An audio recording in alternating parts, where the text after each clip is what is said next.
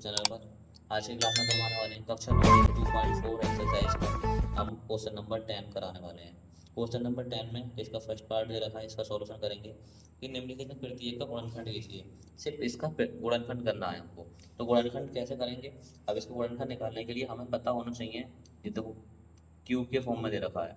तो क्यूब के फॉर्म में दे रखा है, तो इससे पहले हम इसको क्या बना लेंगे, 3/3 प्लस 25 को लिख सकते हैं 5z/3। अब ये क्या हो गया, a/3 और b/3। हमने अभी तक फॉर्मूला पढ़ाया था a प्लस b/3। अब यहाँ पर पढ़ेंगे a/3 b/3। तो इसमें हमें ये पता होना चाहिए कि a/3 और b/3 का फॉर्मूला क्या होता है। तो लिख देंगे a प्लस बी और ए स्क्वायर माइनस का A B plus B square, ये इसका फॉर्मूला होता है। अब इसका मान इसमें लगा देंगे, ए प्लस बी का मतलब 3y प्लस 5z, ए स्क्वायर का मतलब 3y इसका Y square minus A B 3y और 5z प्लस बी स्क्वायर का मतलब 5z स्क्वायर, ये इसका फॉर्मूला हो जाएगा।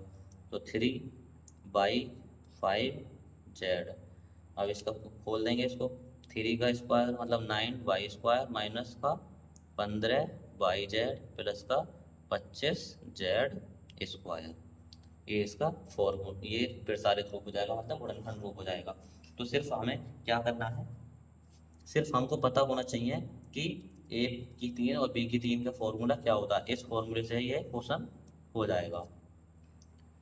हर क्वेश्चन में एक फॉर्मूले का यूज हो रहा है, सारी सर्वसमीकाएं यूज हो रही हैं। सर्वसमीकाओं को एक बार जरूर याद कर लें, मैंने चैप्टर के ही इंट्रोडक्शन में सर्वसमीकाएं कराई हैं। अब क्वेश्चन नंबर 10 का 1 हो गया, इसका सेकंड पार्ट देखेंगे। तो क्वेश्चन नंबर 10 का सेकंड पार्ट देखेंगे। सेकंड पार्ट में दे रखा है 64m/3 और 343n/3। तो अब इसमें भी ये यूज करेंगे। तो ये यूज करेंगे तो कैसे करेंगे देखेंगे इसका सॉल्यूशन। तो हमें पता है कि a/3 प्लस b/3 कितना होता है, a प्लस बी और ए स्क्वायर माइनस का ए बी प्लस का बी स्क्वायर, ये फॉर्मूला यूज होगा। अब इस फॉर्मूले का यूज करके पहले इसको फिर सारे दुख करेंगे। 64 का क्यूब मतलब 4m, ठीक। 743 मतलब 343 कितना हुआ, 7m, 7n/3, ये होगा। अब इसको सॉल्व करेंगे, इसको a/3 b/3, इसको a मान लो इसको b मान लो। इसमें लगा देंगे अब a प्लस बी मतलब 4m प्लस कितना हो जाएगा, ये यहाँ पर क्या हो गया, a माइनस बी वाला फॉर्मूला हो गया। तो a माइनस बी वाले फॉर्मूला यहाँ पर यहाँ माइनस का चिन्ह है, तो हम यहाँ पर a/3 माइनस b/3 वाला फॉर्मूला लगा देंगे। तो a/3 b/3 माइनस फॉर्मूले में क्या होता है कि जो ये है a माइनस बी और यहाँ पर प्लस आ जाएगा, बस मिस्टेक हो गई थोड़ा, मैंने ध्यान नहीं दिया। a माइनस बी और a प्लस यहाँ पर b आ जाएगा, तो क्या हो जाएगा a माइनस बी। तो लिख देंगे 4m माइनस का 7n। अब ब्रैकेट ए स्क्वायर मतलब 4m का square plus A B 4m into 7n plus B square का मतलब 7n का स्क्वायर, ये हो जाएगा 4m माइनस का 7n। अब ये लगा देंगे 4m का मतलब 16m square plus 7×4 = 28 mn plus 49n square, ये इसका आंसर हो जाएगा। ये इसका आंसर हो गया। तो क्वेश्चन नंबर 10 कंप्लीट हुआ। अब क्वेश्चन नंबर 11 पर चलते हैं। अब जैसे 11 क्वेश्चन दे रखा है कि इसका सॉल्यूशन करना है, गुणनखंड करने हैं इसके। अब गुणनखंड कैसे करेंगे इसको देखेंगे हम। तो गुणनखंड कैसे करते हैं, तो गुणनखंड करने की मैंने आपको कई विधि बताई हैं। कौन कौन सी विधि बताई हैं, जैसे अब ये दे रखा है, ये वाला फॉर्मूला है, इस फॉर्मूले का यूज करेंगे और इसके गुणनखंड करेंगे। तो मैंने सर्वसमीका आपको एक सर्वसमीका कराई थी कि पहले तो इसको सही करके लिख लेंगे बाद में।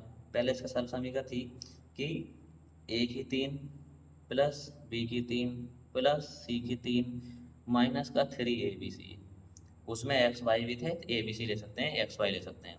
क्या थी, a plus B plus C, A square plus B square plus C square minus का ए बी माइनस का बी सी माइनस का सी ए, ये फॉर्मूला था। इसी फॉर्मूले से आधार पर हम इसके गुणनखंड करेंगे।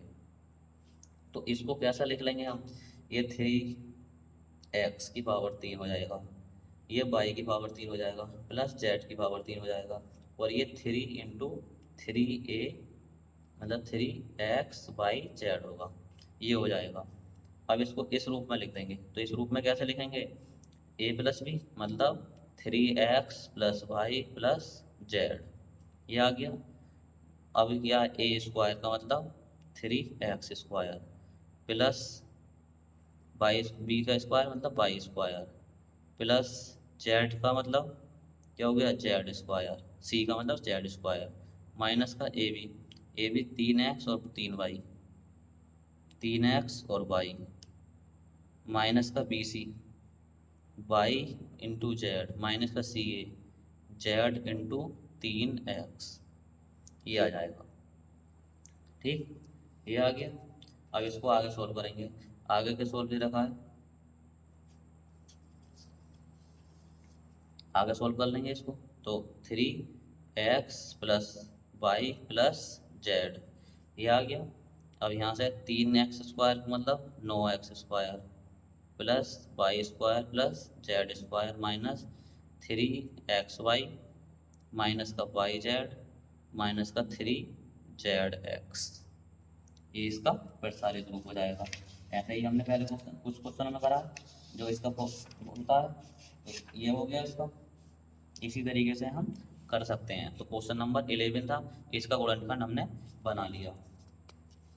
आई होप कि अब ये ये वाली सब समीकरण, ये वाली ये यूज हुए इसमें, तो ये वाला यूज हुआ, हमने इसको इस तरीके से हमने गुणनखंड कर दिए इसके।